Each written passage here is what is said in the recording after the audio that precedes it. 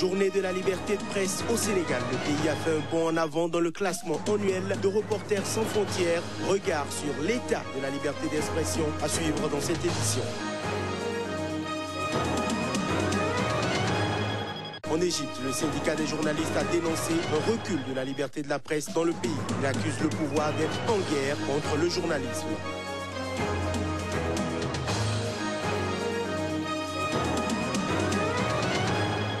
Enfin, au Mozambique, la police a démenti ce mardi l'existence d'un charnier humain contenant 120 cadavres à Gorongosa, dans le centre du pays.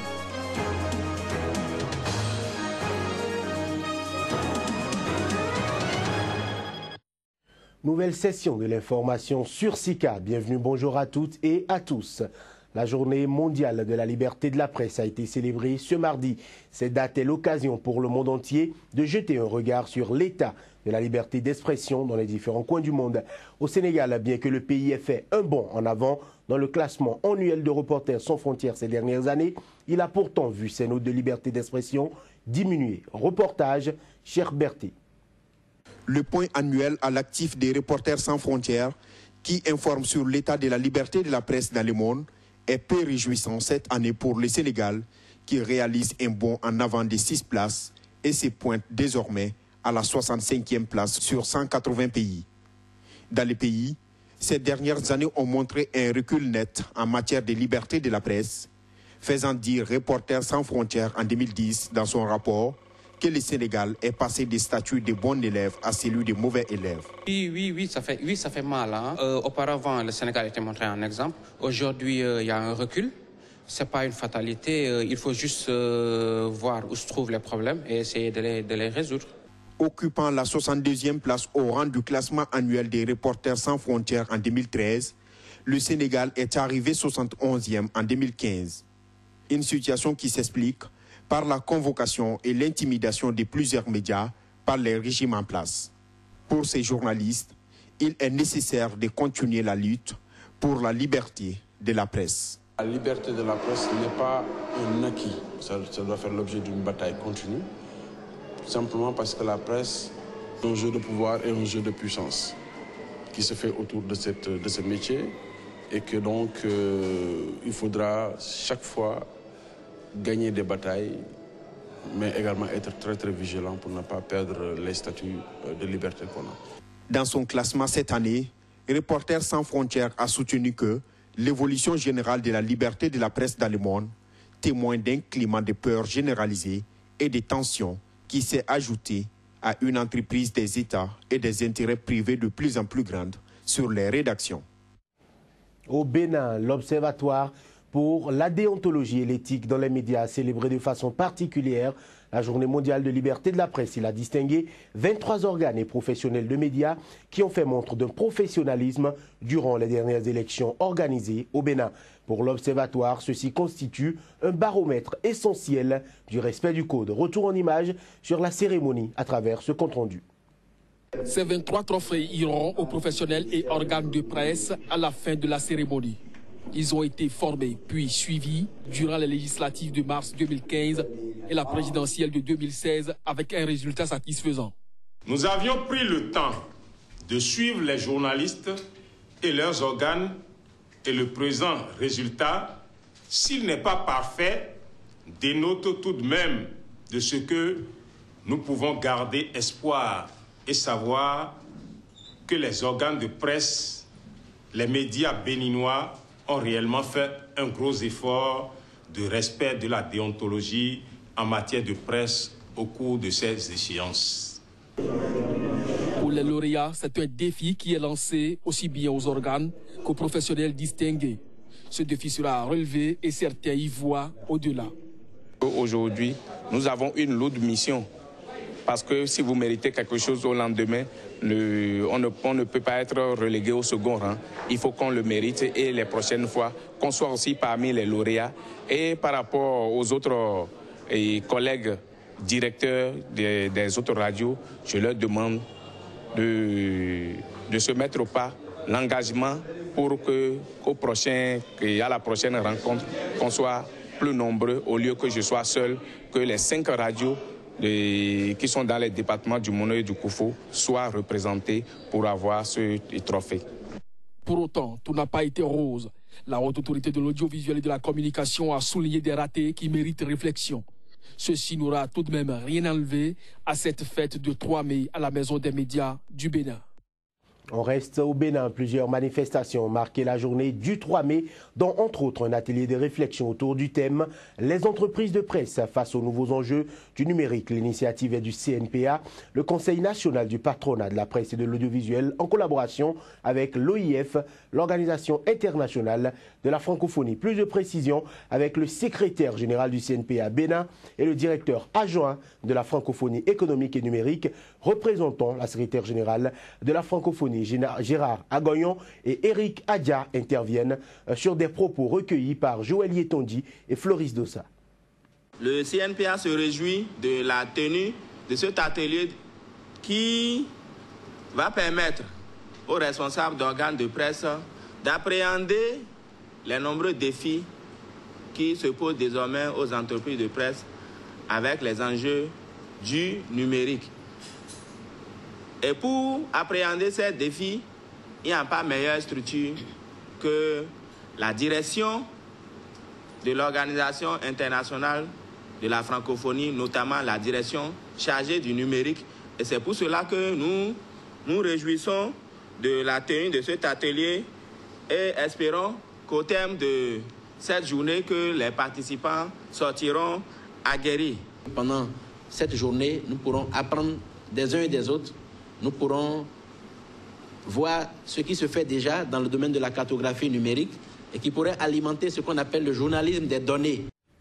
Mesdames et messieurs, cette édition se poursuit en Égypte. Le syndicat des journalistes a dénoncé un recul de la liberté de la presse dans le pays. Il accuse le pouvoir d'être en guerre contre le journalisme 2 jours juste après l'arrestation de 2 reporters au siège de l'organisation, suivant quelques propos des journalistes égyptiens.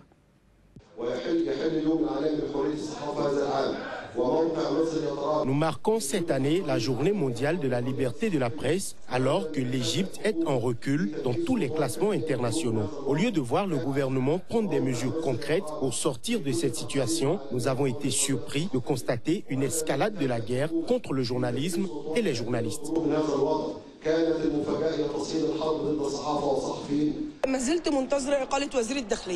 J'attends toujours que le ministre de l'Intérieur soit limogé, parce que le ministre Mahdi Abdel Gaffar a commis une faute grave à l'encontre du syndicat des journalistes. Il a commis une faute et doit être tenu responsable de ses actes.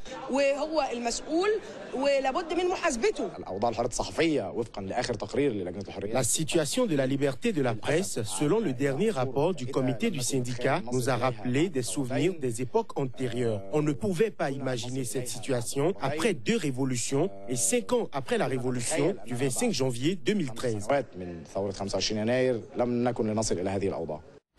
Le vice-président du Nigeria, Yemi Osinbajo, a accusé lundi dernier le gouvernement de l'ex-président Goodluck Ebele Jonathan d'avoir détourné 15 milliards de dollars, soit environ 13 milliards d'euros de fonds publics.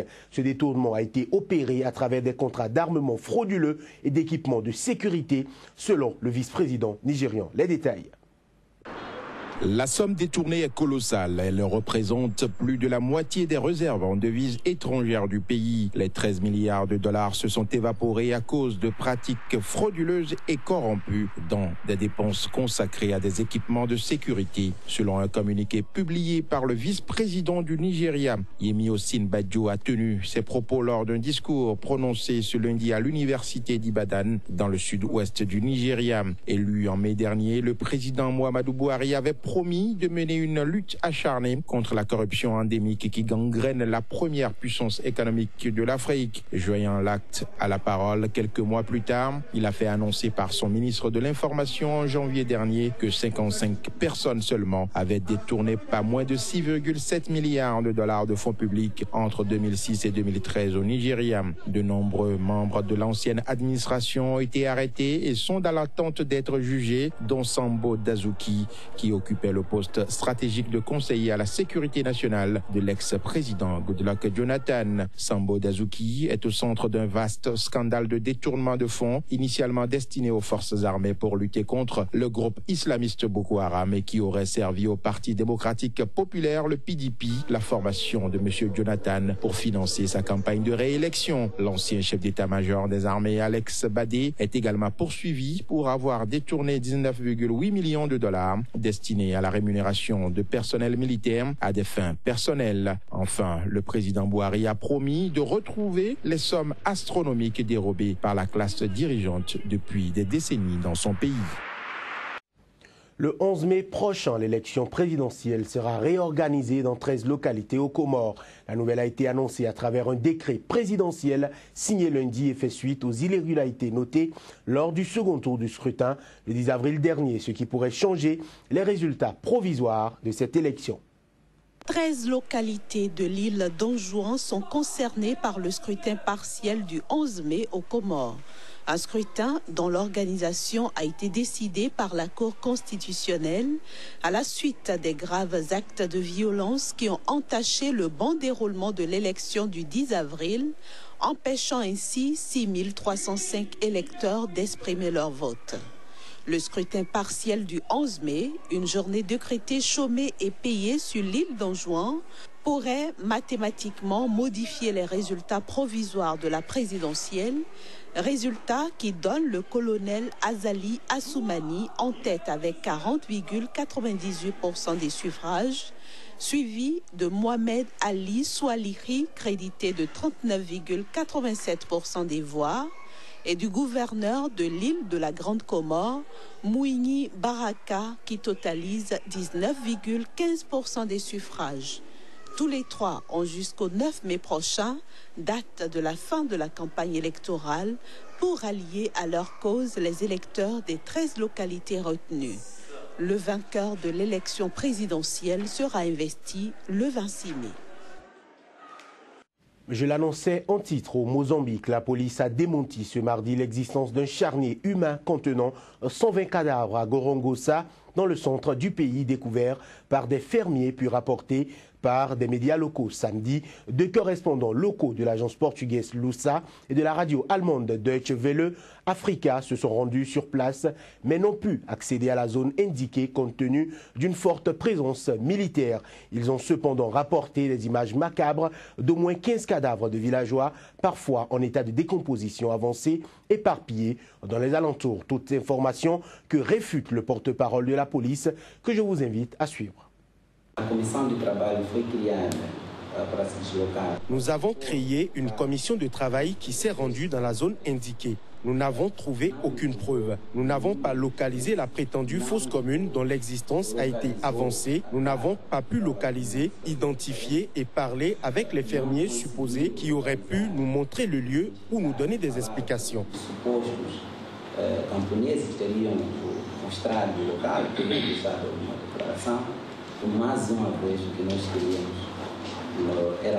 Encore une fois, nous déplorons l'attitude du média qui s'est permis de divulguer cette information. Qui se prédispose à divulgar essa informação. Queríamos apelar e pedir para que este órgão de comunicação social.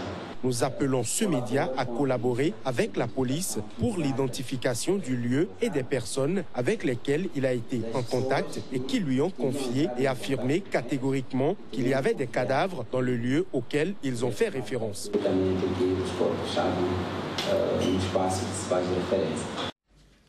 Ce sera tout pour cette édition que nous vous remercions d'avoir suivi. Très bonne suite des programmes sur Sika.